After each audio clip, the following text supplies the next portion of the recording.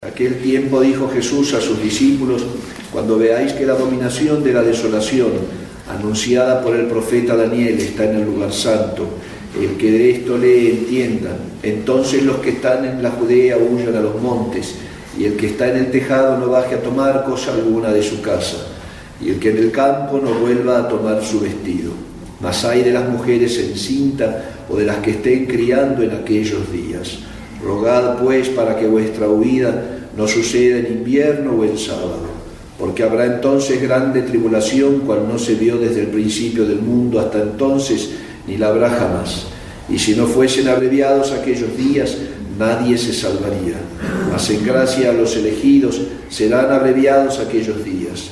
Entonces, si alguno dice: mirad, el Cristo está aquí o allí, no lo creáis, porque se levantarán falsos cristos y falsos profetas, y obrarán grandes señales y prodigios, de modo que si pudiera ser, caigan en error aún los escogidos. Ya estáis prevenidos. Si pues os dicen: mirad que está en el desierto, no salgáis. Mirad que está en las cavernas, no lo creáis. Porque como el relámpago sale del oriente y se deja ver hasta el occidente, así será también la venida del Hijo del Hombre. Donde quiera que esté el cadáver, allí se juntarán las águilas. Y luego, después de la tribulación de aquellos días, el sol se oscurecerá, la luna no dará su luz, las estrellas caerán del cielo, y las virtudes de los cielos se bambolearán. Y entonces aparecerá la señal del Hijo del Hombre del cielo, y entonces plañirán todas las tribus de la tierra, y verán al Hijo del Hombre que vendrá sobre las nubes del cielo, con gran poder y majestad. Y enviará a sus ángeles con trompetas y voz potente, y reunirán a sus escogidos desde los cuatro vientos, desde lo sumo de los cielos hasta su extremidad. Escuchad una comparación tomada de la higuera. Cuando sus tallos están ya tiernos y las hojas han brotado, sabéis que está cerca el verano. Pues del mismo modo, cuando veáis todo esto, sabed que el Hijo del Hombre está cerca, a las puertas mismas. En verdad os digo que no pasará esta generación sin que todo esto suceda. El cielo y la tierra pasarán, pero mis palabras no pasarán.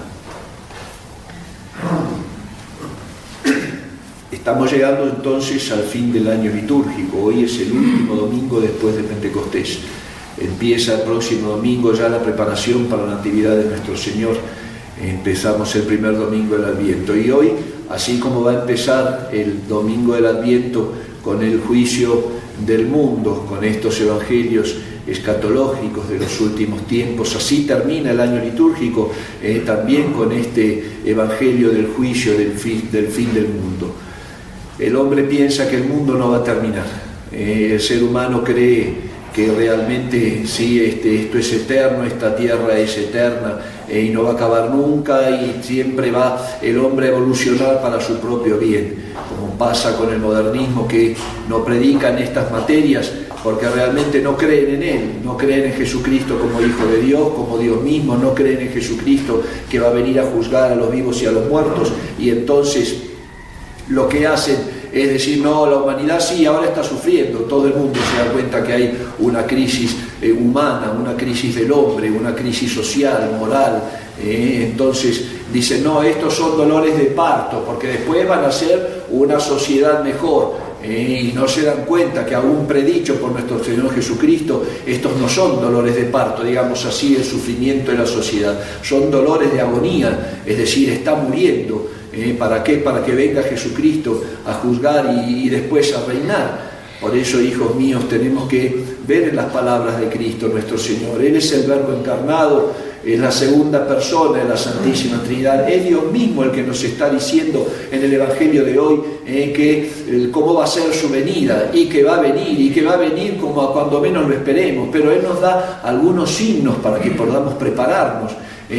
Guerras, rumores de guerra, se levantarán reinos contra reinos, la fe se va a apagar, va a haber una apostasía que va a ser inimaginable, va a haber una tribulación como jamás la hubo y no la va a volver a ver nunca más, dice nuestro Señor.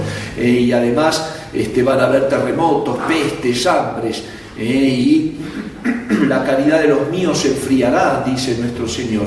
El amor propio al amor del prójimo, como Dios manda, la caridad, no el amor de filantropía para ayudar a una persona porque sí, nada más, sino con un motivo sobrenatural se va a enfriar y se odiarán, dice nuestro Señor, los unos a los otros. Y todos esos signos nos tienen que ir enseñando a nosotros cómo tenemos que ver para vivir también el signo de los tiempos. Nos ha tocado estar aquí en estos tiempos. Dios no nos hizo nacer ni en la Edad Media, ni en los primeros siglos del cristianismo, ni antes de la venida de Cristo, ni durante la venida de Él mismo, sino nos hizo venir en estos tiempos. Pero para que no estemos desprotegidos, para que no estemos como desnudos, digamos así, ante una guerra, que podamos realmente estar bien armados, Él en su palabra nos da todas estas enseñanzas.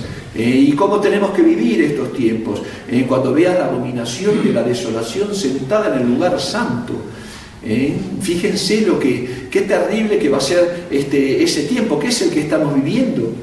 Y en esto yo siempre le pongo a este Evangelio también para darnos más enseñanzas y más certezas de que estamos viviendo tiempos difíciles y tiempos duros, y son los últimos tiempos. Entonces pongo la profecía de la Salet, que la Virgen Santísima se le apareció en 1830 y tantos, 40 y tantos, a San Melania Calvati, a Maximino Giró, a estos dos pastorcitos en la Salet en Francia, y les dice esa frase tan lapidaria y tan terrible: Roma perderá la fe y se convertirá en la sede del anticristo.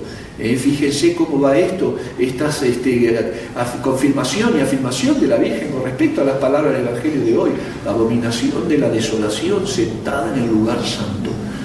Y es lo que estamos viendo. La Iglesia católica ha sido despojada de todas sus pertenencias, digamos así, no de la fe. La Iglesia no defecciona. La fe modernista es una fe falsa, es una fe que no salva. Justamente es la perversión, es la abominación de la desolación que se sentó en el lugar santo, perdiendo toda la jerarquía y toda la autoridad con la sede vacante, el castigo más grande que le da Dios nuestro Señor a esta humanidad pecadora, porque en proporción de los pecados viene el castigo. Y así como va a haber un juicio particular, hoy nos habla nuestro Señor del juicio universal, el juicio universal de las naciones, de las sociedades, para mostrar su gloria y su majestad, y para mostrar que Él reina y que siempre para eso vino este mundo, y esa es su función, y va a ser rey. Entonces no va a ser cambiar el juicio particular. Un alma que se condenó en el juicio particular por sus propias obras no va a ser salvada y rejuzgada, digamos así, en el juicio universal. Un alma salvada en el juicio particular no va a ser rejuzgada y a ver si no me equivoqué en el juicio universal. No, Dios va a dar a sentar realmente su gloria, mostrando como aquellas almas que pelearon con su fe, pelearon con su caridad, pelearon con la esperanza, y fueron sus almas para poderse salvar. Él va a corroborar y a felicitar a esas almas, y va a mostrarle al mundo que cada una de esas almas, aún en un compuesto social, pudieron salir adelante y guardar la fe y guardar la caridad y la esperanza y salvarse. Pero para eso tenemos que entender que hay que pasar por tribulaciones también. La abominación de la desolación en el lugar santo, si tomamos esto de un punto de vista espiritual, que es el alma bautizada, es que cuando los últimos tiempos va a ser dificilísimo vivir en gracia, porque va a estar como en Sodoma y Gomorra. Imagínense que en una ciudad de 600.000 habitantes, más o menos lo que enseña la historia bíblica sobre las ciudades pecadoras, 600.000 habitantes, los únicos que estaban en gracia de Dios eran Lot, su esposa y sus hijos, nadie más. Tanto así que cuando Lot le dice a nuestro Señor: déjame buscar 50, déjame buscar 10, le dice. Y le dice Dios: si tú encuentras 10, yo perdono a la ciudad. Cuando le decía: aléjate de ahí, sal de esa ciudad pecadora, porque además ya va mi ira.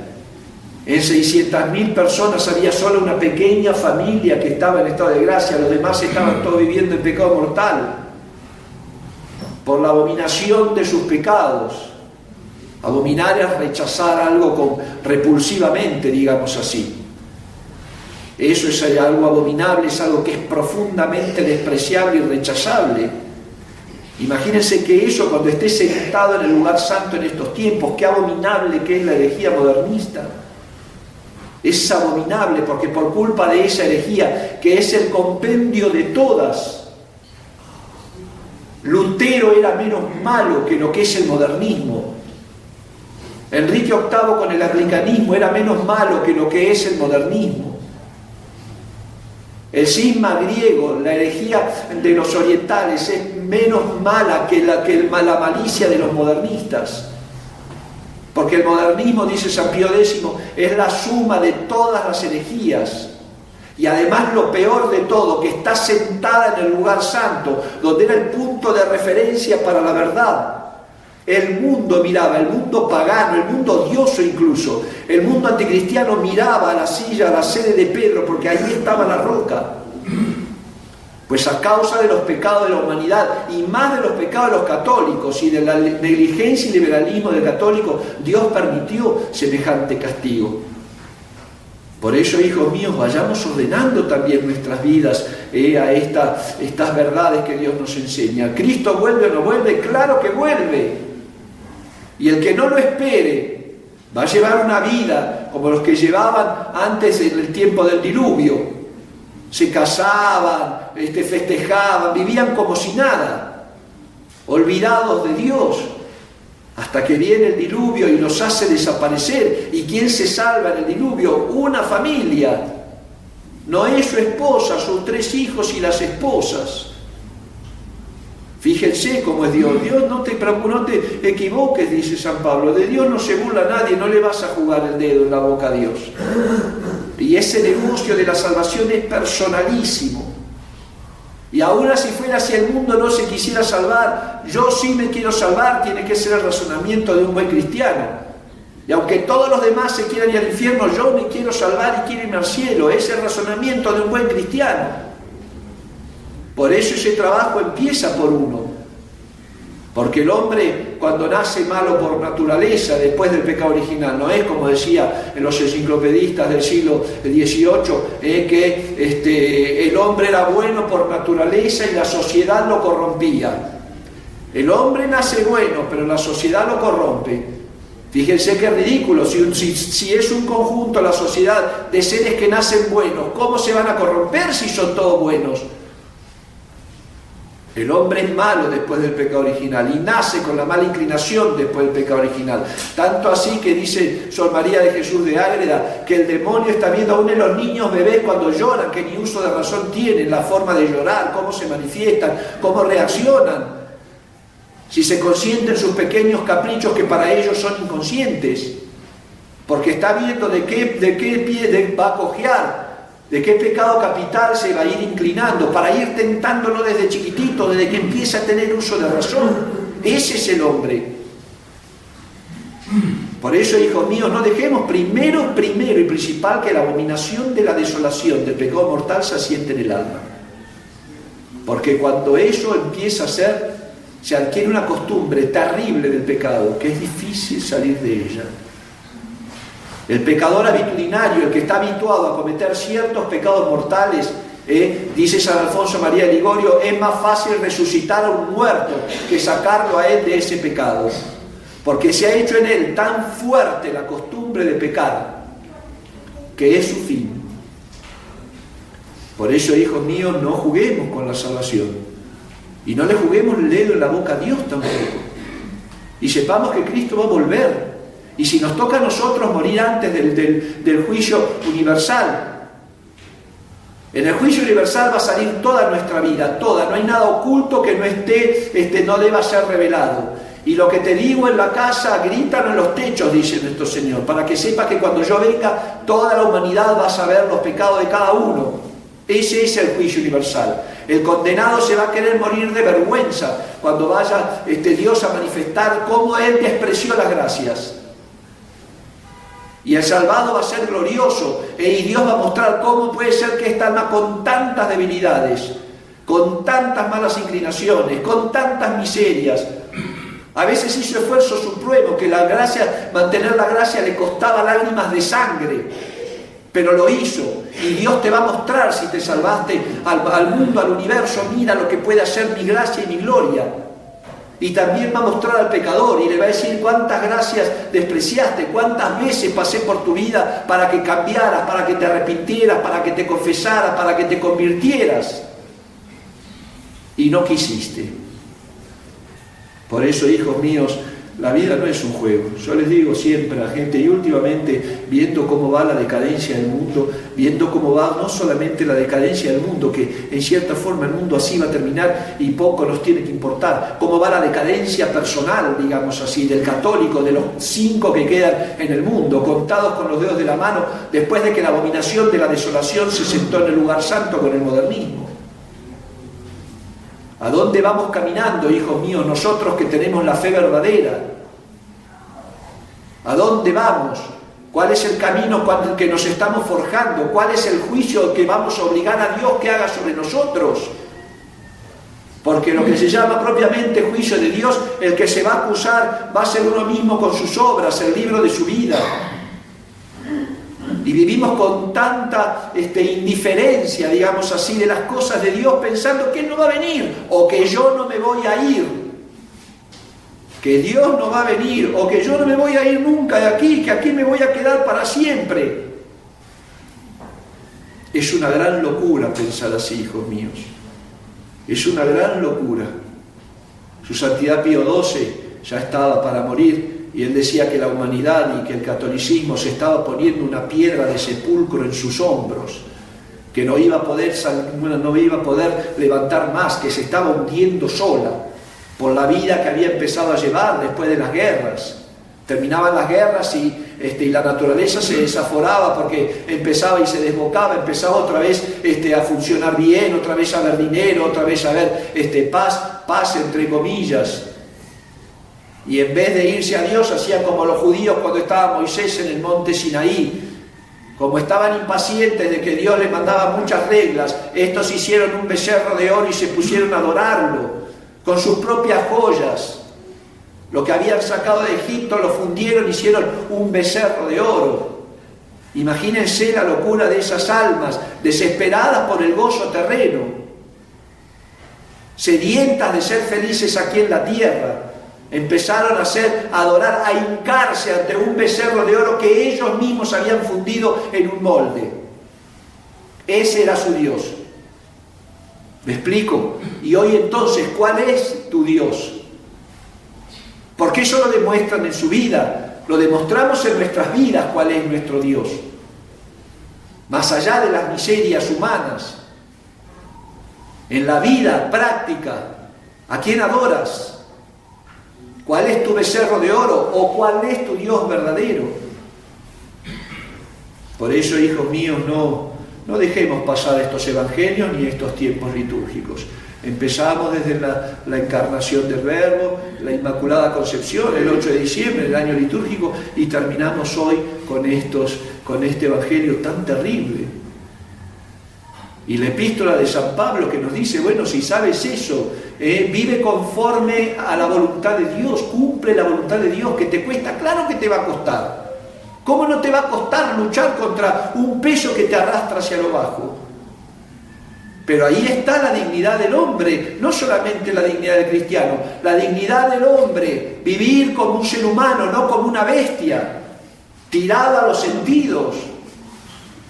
Tirado a los sentidos. Yo me confieso cada tanto, y cada tanto voy a misa y cada tanto rezo rosario. Pues así eso no es suficiente. Enseña la teología espiritual, la teología mística, que el alma que vive habitualmente en pecado mortal y cada tanto se confiesa, lo más probable es que muera en pecado mortal. Y que el alma que vive en estado de gracia y tiene la desgracia de caer por debilidad, o sea, cada tanto, y se levanta, lo más probable es que se salve. Así que si te consuelas porque te confesaste una vez cada 6 meses, no vas a llegar muy lejos, vas a llegar profundo. Pidámosle a la Santísima Virgen María que en estos tiempos terribles de confusión, de apostasía, de falta de caridad, de odio, En estos tiempos en que estamos viendo que las virtudes de los cielos se bambolean, se tambalean, en estos tiempos de terremotos. Yo no sé si ustedes han visto algún video de estos últimos terremotos que hubo en Marruecos, por ejemplo. En 1 minuto, en 2 minutos se mueren 5.000 personas. La desesperación de esa gente cuando empieza a temblar el piso. Lo hemos vivido nosotros muchas veces, en esta tierra también sujeta a esos movimientos. Imagínense lo que va a ser cuando venga Dios nuestro Señor. Si nos espanta un movimiento de la tierra que nos deja mareados y sin saber a dónde estamos, lo que va a ser la venida de Cristo. Y esa venida de Cristo, hijos míos, está cerca, porque los signos de los tiempos se están dando. Dice el Evangelio de hoy, cuando veas a la higuera que está sin hojas y empieza a sacar las puntitas, se viene el verano. Empieza la primavera y se viene el verano. Pues así también fíjate con las cosas que están pasando. Pidamos a Nuestra Señora, a la Virgen fiel, realmente que nos haga ser sensatos para la vida de la fe, tener los pies en la tierra con los tiempos que estamos viviendo. Ya fue una gran prueba cuando la mayor parte del mundo se murió. Fuertes aquellos que aceptaron no ponerse salud. Estamos todos aquí ahora. Y el que no se va en ese tiempo sufrió una persecución. No vengas a mi casa, no vengas. Yo conozco una persona que se le murió, que tuvo una sobrina. Y ni siquiera dijeron, tú no vengas al entierro porque no está nada. Y no era porque podía contagiarse ella, sino porque pensaban que ella era factor de contagio. Porque no estaba nada. La hacían a un lado. Pues dichosos esos que pudieron resistir una de las primeras grandes pruebas, a ver qué viene después. Cuando venga el próximo paso de que no puedas comprar ni vender si no te pones la marca de la bestia, a ver quién decide morirse de hambre antes que marcarse con la bestia. El mundo lo va a hacer, se va a marcar, pero a ver quién de nosotros se va a marcar para ir a darle a adorar a la bestia. Porque no voy a tener que comer, porque me voy a quedar sin trabajo. A ver quién va a ser capaz de dar su vida por Cristo. Y vayan tentando el agua al camote, como decimos acá, vayan viéndose ante la primera, por miedo, por trabajo, por dinero, por lo que quieran, que no sirvió para nada. Fue una gran mentira, una gran mentira. Por eso, hijos míos, ahora ir cada vez más firme, porque los tiempos que se vienen son cada vez peor. Y si no los vemos, como dice nuestro Señor, ciego eres. Que con la intercesión de la Santísima Virgen María nos dé fuerzas para vivir cristianamente en estos tiempos, para realmente merecer lo que no se pierde. La vida eterna, hijos míos, no la vamos a perder.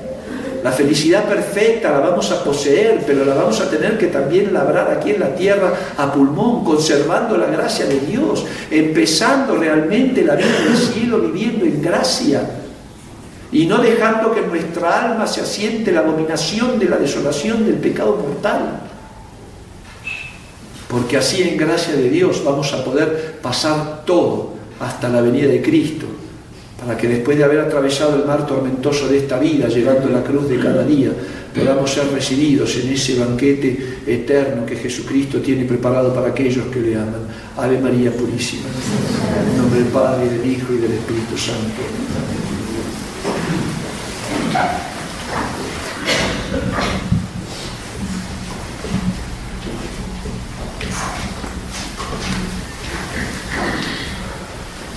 Creo y no condeno.